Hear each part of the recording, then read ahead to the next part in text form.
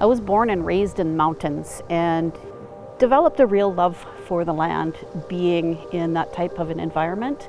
But mostly I developed the love for the land through my mom and my grandmother. They really taught me a lot about how very important it is for me to not just respect it, but to really, I guess, bond with it in a way that was suitable for somebody that was about to become one day a medicine keeper or a knowledge keeper. When I went to university, I became a little bit more indoctrinated away from the traditional teachings I had, which was very hard for me.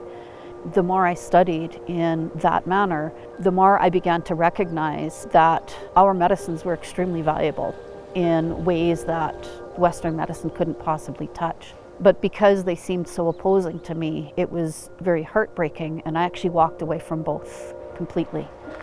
I didn't want to ever come back to it again until I met up with a very wise elder, and he said to me, maybe you need to understand that your journey is to take these two different worlds and find a way to make them work together. And when he said that, that just kind of blew my mind. And I went on a long journey to make that happen. And it was probably one of the most fulfilling and beautiful things I've ever done in my life.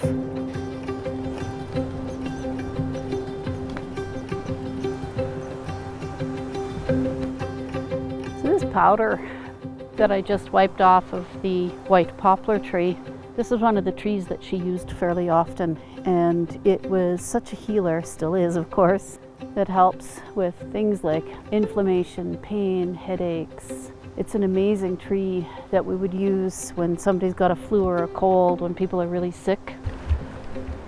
For me, everything that I do is very land-based, and there are many things that the land teaches us. You take a look at this stuff. It's one of the world's greatest neutralizers. It was also amazing for wound care, and it has some good antiseptic properties to it. Some of the things I've noticed about people when they come to visit me is they're desperately seeking that connection to the land as well. But usually at the end of it, what they realize is the connection that they wanted really deeply was more of a connection with themselves. And they do that through the land. Oh wow, there it is. I knew it was here. This is mint. One of the things that I find about mint is that it's one of those plants that wakes you up to get you to relax. Kind of like the nurse that comes through the hospital at 3 in the morning to wake you up to give you your sleeping pills. That's mint. Maskikwapoi is medicine water.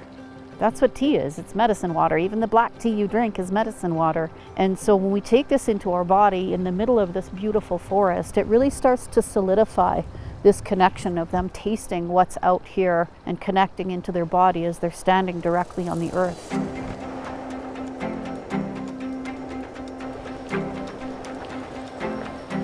My mother has this knowledge and has passed it down onto me. I've learned a lot. I've really learned how to appreciate the natural world.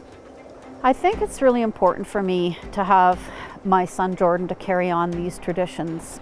We need people to continue on with these types of teachings. So here we have buffalo berry.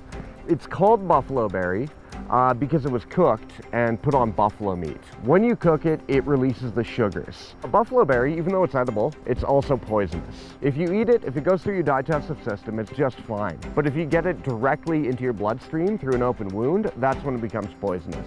It can help you or it can hurt you. It all depends on your knowledge and the respect that you have.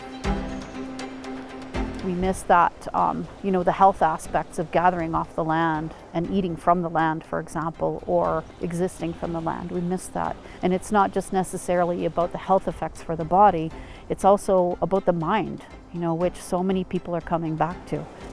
That people don't have this depth of connection to the land in the way that I've been given the opportunity to.